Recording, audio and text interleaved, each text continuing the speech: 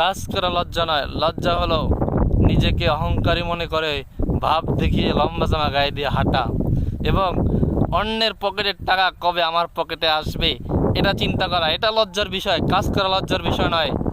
অন্যের টাকা, জাকাত ফিতরার টাকার আশায় থাকা এটা লজ্জার বিষয়, কাজ করা লজ্জার বিষয় না।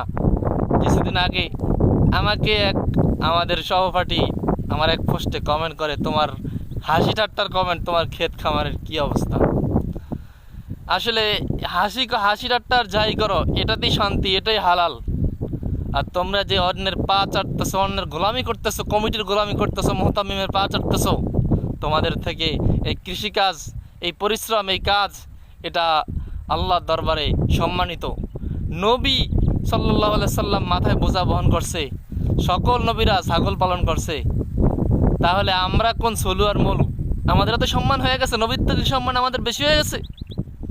আমরা এটি করলে সম্মান নষ্ট হয়ে যাবে।